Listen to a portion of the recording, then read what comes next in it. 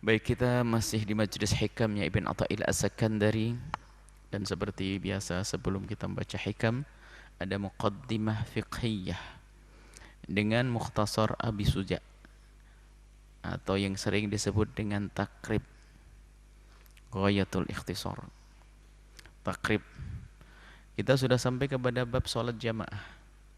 Qala Imam Abu Suja rahimahullah ta'ala nafa'anallahu bihi wa bi ulumihi wa bi ulumi masyaikhihi wa talamidati fid dharaini amin. Sampai kepada bab faslun fi salatil jama'ati, fasal tentang salat berjamaah.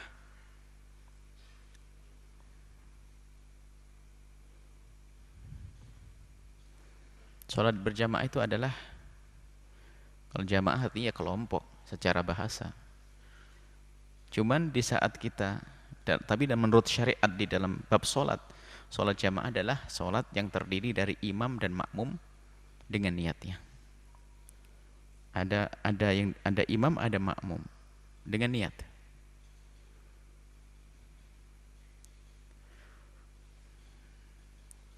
Niat menggabung, menyambung, makmumnya niat menyambungkan salatnya dengan imam, imamnya juga dengan makmum. Kita baca ringkas dari kitab Imam Abi Suja ini, kemudian nanti setelahnya, mungkin pertemuan yang akan datang, akan kami bacakan risalah kita tentang sholat berjamaah. Sehingga memang kita perlu perluas pembahasan sholat berjamaah, agar kita sempurna untuk mendapatkan 27 derajat. Baik, termasuk nanti kita bahas tentang hukum-hukum sholat berjamaah menurut madhab yang lain juga. Sekarang kita bicara di dalam madhab kita Imam Syafi'i. Kata Imam Abu Suja, wa salatul jama'ati sunnatun muakkadatun.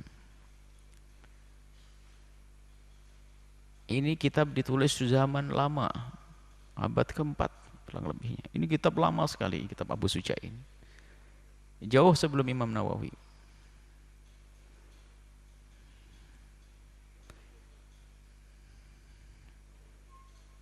Ini pendapatnya Imam Rafi'i juga.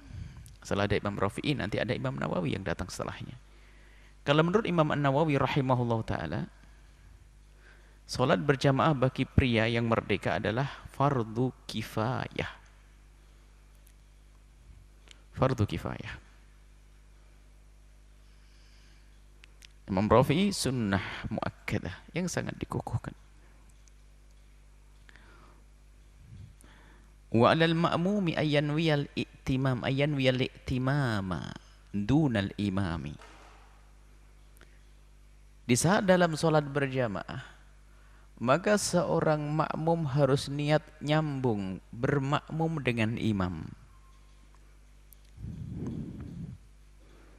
Dunal imami, kalau imam enggak wajib niat. Kalau makmum wajib niat. Sebab kalau seseorang mengikuti geraknya orang tanpa disambungkan dengan cara berjamaah, maka itu haram. Main-main sholat. Ada orang sholat di belakang, ngikuti di depannya. Waktu rukuk ngikuti. Tapi tidak niat menyambungkan, tidak niat berjamaah. Main-main, haram. Maka seorang makmum karena ngikuti orang, maka dia harus niat menyambungkan sholatnya dengan sholatnya imam. Sehingga sholat itu disebut sholat berjamaah. Adapun imam tidak wajib berniat. Kalaupun seandainya orang ini jadi imam di Masjidil Haram selama 40 tahun, dia tidak niat imamah, tidak niat menjadi imam, sah. Cuman tidak mendapatkan pahala berjamaah. Baik. Nanti akan dijelaskan, diantaranya adalah menjadi imam tidak wajib berniat kecuali dalam beberapa sholat. Misalnya, satu sholat Jumat, imam wajib niat. Karena kalau tidak niat berjamaah tidak sah Jumatnya, karena Jumat harus berjamaah.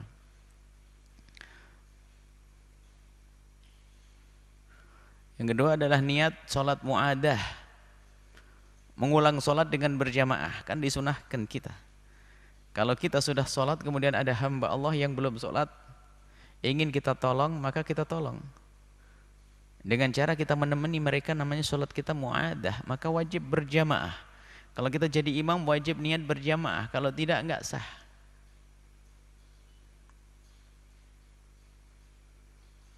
Kemudian ada lagi sholat karena nazar untuk berjamaah. Nanti akan kita rinci itu semuanya. Artinya memang musannaf hanya mengatakan dunal imami, memberikan isyarat biar ustadznya yang ngajar nanti mencari sendiri. Namanya juga matan. Kalau makmum wajib, kalau imam tidak. Baik. Wa yajuzu, dan boleh ayyatamma bermakmum al-hurru bil abdi, orang merdeka dengan budak. Maksudnya budak juga boleh jadi imam. Budak boleh jadi imam. Wal baligh bil murahiq, orang yang balik boleh bermakmum dengan orang murahik. Murahik itu adalah masa peralihan, mendekati balik, yaitu tamyiz.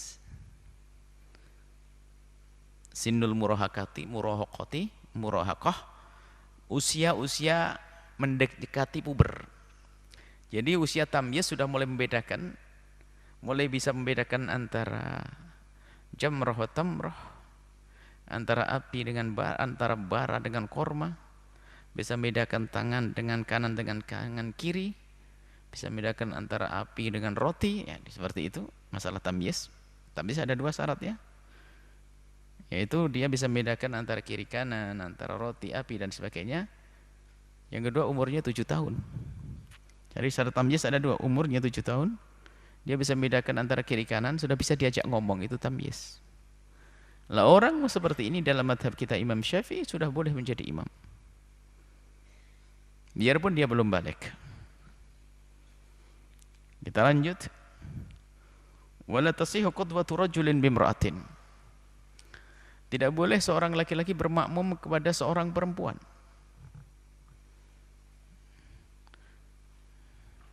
Tidak boleh seorang laki-laki bermakmum dengan seorang perempuan.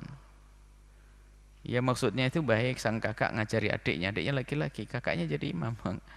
Ya enggak benar, adiknya yang laki-laki jadi imam.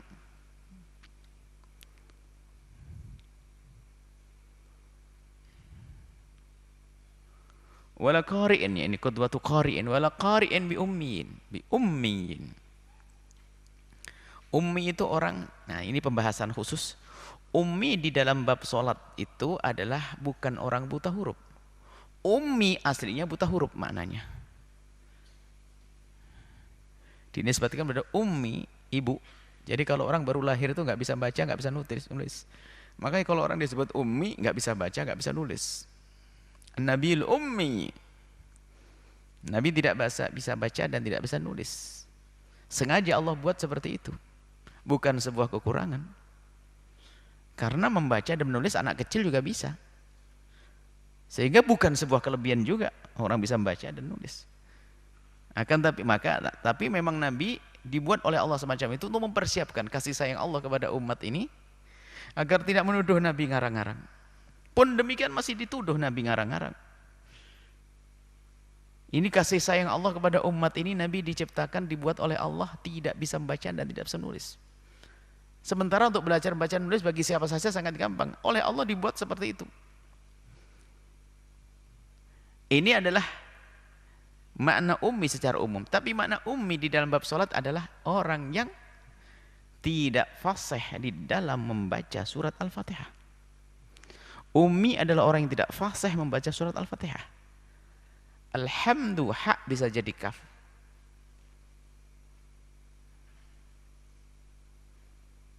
Ya, merubah. Namanya ummi. Tidak boleh. Nanti kita jelaskan. Akan kita baca risalah sholat Jumat ini, sholat jamaah ini insya Allah lebih luas. Jadi insya Allah mungkin kita ambil beberapa pertemuan. Kita juga ingin menyempurnakan sholat berjamaahnya hamba-hamba Allah dimanapun berada. Tapi kita baca bil barokah kepada matannya. Kita baca matannya Abi Suja ini ringkas saja.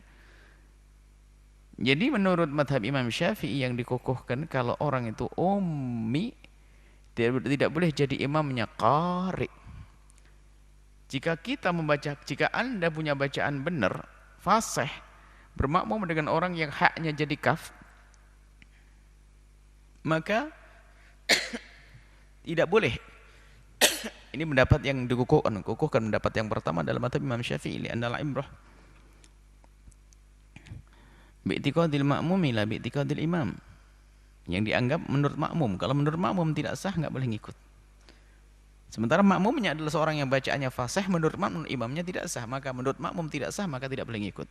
Tapi pendapat yang kedua adalah ibrah bi'tiqadil imami. Ya karena menurut imam adalah sah, maka kita boleh ngikutinya. Sebab dia memang bisanya begitu, haknya jadi kaf, bulat, ghinnya nggak tahu jadi apa itu. Memang orangnya bisanya begitu.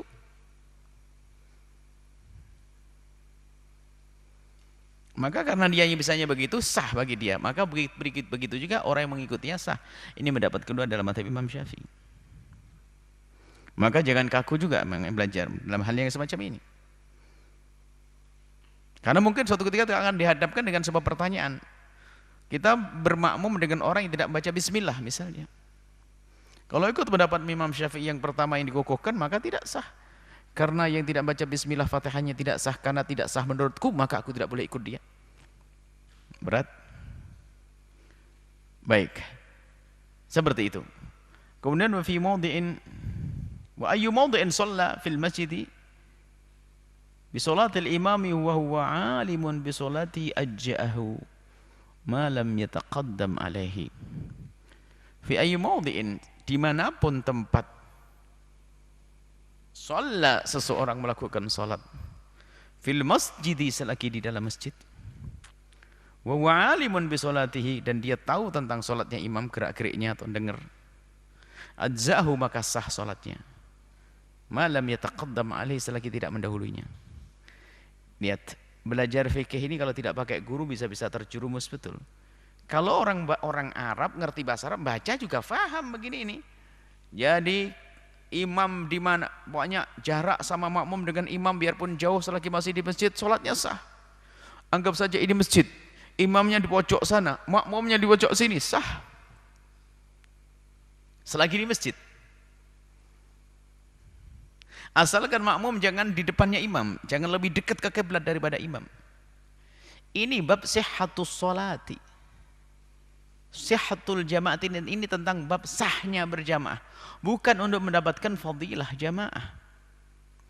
Kalau mendapatkan fadilah jamaah enggak sah. Orang jauh-jauhan dari imam, bukan enggak mendapatkan sholat, enggak mendapatkan fadilah jamaah, biarpun sholat sahnya, sholat berjamaahnya sah. Ini kadang santri bacanya ini saja langsung. Dan kita ini bukan menemukan di alam nyata ini. Dia malas masjidnya di sana, ini kotaan kamarnya. Itu sholat di kamarnya sendiri. Padahal masjid juga masih kosong. Kenapa? Ini kan tidak sampai 300 dirham nih. Oh, sudah mulai berhujjah dengan fikih. Sementara dia salah paham, barangkali suka ngeliwat saja dia. Tidak belajar dengan benar. Itu hanya masalah sahnya. Jadi kalau di dalam masjid, memang kalau masalah kesahan berjamaah, imam di mihrab, makmum di paling belakang masjid, pokoknya masih dalam masjid, sah. Biarpun jaraknya ber-500 meter. Yang penting lihat gerakannya atau dengar suaranya. Tapi kalau di luar masjid, sah juga, asalkan tidak melebihi daripada 300 dirham. Ya, 300 dirham itu berapa? 150 meteran. So, 1 dirham kurang lebihnya adalah setengah meter kurang lebih, ini setengah meter kurang lebihnya. Nah, coba aja kalau nerapkan zahir nas begini tanpa memahami dari guru kan repot.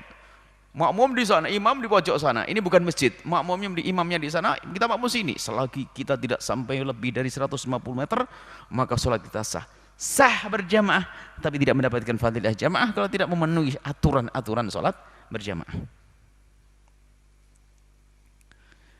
Kalau di masjid tadi disebutkan, pokoknya masih di dalam masjid, biarpun jaraknya jauh tetap sah. Ini masalah keabsahan, bukan keutamaan, bukan mendapatkan pahala jamaah yang dijanjikan 27 derajat.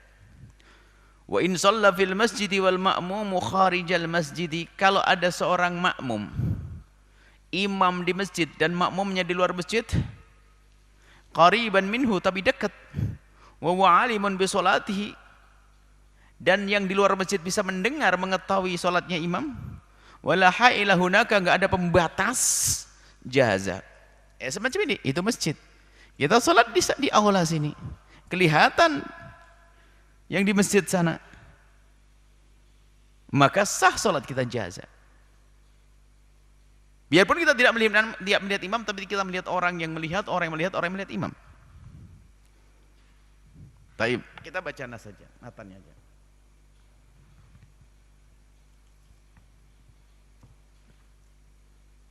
Nah, kalau ringkasannya aja, nanti insya Allah pertemuan akan datang lebih detail lagi. Kalau di luar masjid atau masjid dengan orang di luar masjid, maka yang dihitung adalah dari ujung masjidnya. Jika dari ujung masjidnya dengan bangunan godaan kamar santri tadi tidak lebih dari 150 dhira', 150 meter atau tidak lebih dari 300 dhira', selagi masih 100 meter sah, biarpun kita sholat di godaan, di kamar, istilah Jawa itu gotakan. Memang yang waktu itu yang kita temui adalah bahasanya nyebut gotakan, sholatnya yang gotakan di kamar. Dia di kamarnya ada jarak, kemudian ada masjid situ, antara kamar dengan masjid 100 meter sah, cuman tidak mendapatkan pahala jamaah, fadilah jamaah. Nah, ini loh yang sering kita temukan. Maka nanti insya Allah akan kita sempurnakan dengan penjelasan-penjelasan tentang syarat-syarat kesempurnaan sholat berjamaah agar kita mendapatkan janji dari Rasulullah, janji Allah melalui lisan Rasulullah untuk mendapatkan 27 derajat. Bukan hanya asal berjamaah, tidak ada aturannya sesuai yang diajarkan oleh baginda Nabi Muhammad SAW. Insya Allah kita lanjutkan pada pertemuan yang akan datang dengan membaca risalah sholat berjamaah.